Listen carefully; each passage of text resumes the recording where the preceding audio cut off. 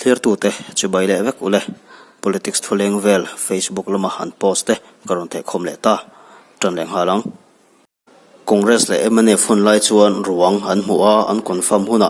sarkar record te jefel ani nuin cheng noi li DC na pe maya ZPM chu DC na lo pe khalan haulu tuka ruang phorkim ma le identify ni fel ma in mitheral na installment ten lo pe thot maya aron tia video entur aron dai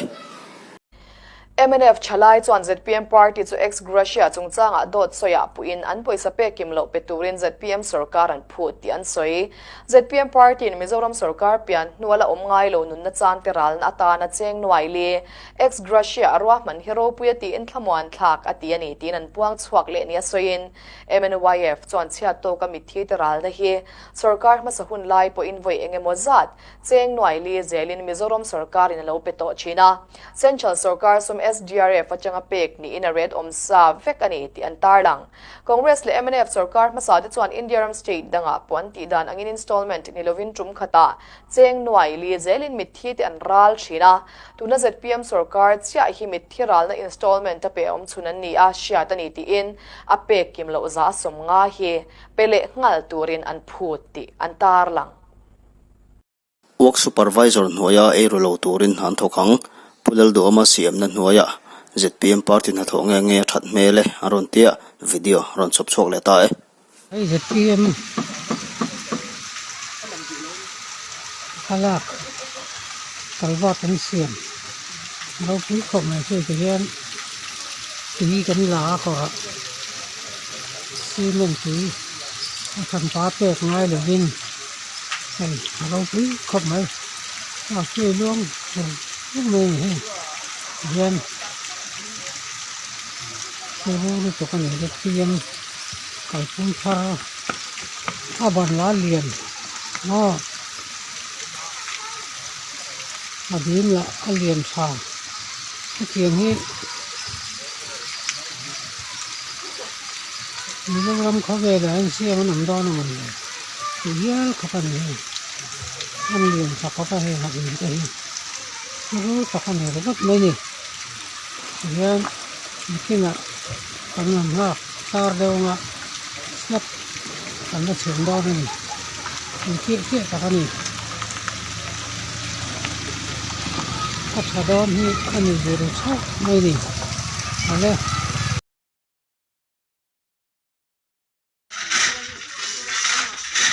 May ni som nile panga inrin ni zan dar sari dar ya jal khan hey barma ko va phur varan ta khosunga man ngai lawina cheshi wala an unload me kani hi son man lo thei lawin aum ta en tin tak ni zelang mo side drain arab suala ati hut maya arab suala win accident lo ta sela atang thereng angemo chu pa chaw lo chon soi thiam har khop mai tam khop mai ke som le paruk nei ania seng nuai tam tak man chu ani nge yang le bora pon da to lo chen alongin an lo lot top main ku va hi chuan Mizoram khoje hi chumin ti boi mange ti kha khai khom ne mai te se helai kong hi tlang luam local council area ania tuna chon kong ti po a hriat to lo wa hei tian tlang nuam block venga tanga bol hlo leivung ti vel heron tla hi heng tong zong nga in kal ngai na om lo hi ma sang ke chona kal thei ria helai thleng hi chu ti chuan nikum khan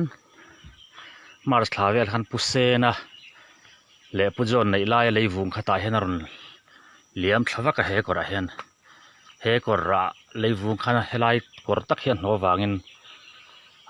nikum chung jong khan kan kal thei lawa ma senga nuwa private in JCB te kan ruaya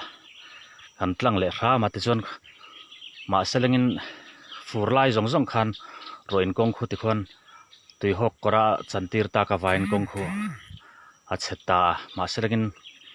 JCB te kan hanti tak nuwa khanin kan kal le a ma seng hei kumin aron thok le a kora hen lei vung tak choron tla to lawa ma seng bol hlo le thil chianing noi velte lei vung ne na in pol deuh kha aron tla le vaka te chuan hei ke indian kan kal zel ta heng lai te po hi ke chuan la kal thei zel ta ni te chuan an kal zel ta ila nikuma pusen le pujon na an lei vung pai kha an pai son deuh hlek ta ma seng hei helai ti hi lo ni tamup mai ni chuanin lei vung hi korve ang reng deuh hlek tereu te oma chuta tang chuanin lei vung khana sat takin hei ron chek thale ta te chuan hei hemi chin bak hi chu ke in kal ngai na om to lawa chir hian dia dai don la chuanin kong thleng deuh tho tho ni mai thia ki hi ta hian hei pima engi te in hei bak hi chu ke chuan han kal ngai na om to lawa hi mi chakak hian pima engi te kom chaka che khen lei vung na sat takin tol boka hilai pok hi ti fe ngai dona ta hian ka tanga ke pon ka chuak thei to lawa te chuan thlang lama ka farm lama kan chuk thlenga he kong hi ring tu chung ko som kan tlingem o ti bor vel lek kan ni mi hring kan tlema ni kum khan helai ron no vak tum khan local council ka complaina amaro chu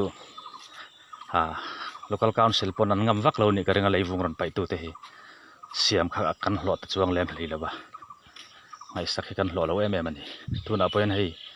ke pon kal tlang thei to lo wangin ka tang ta ni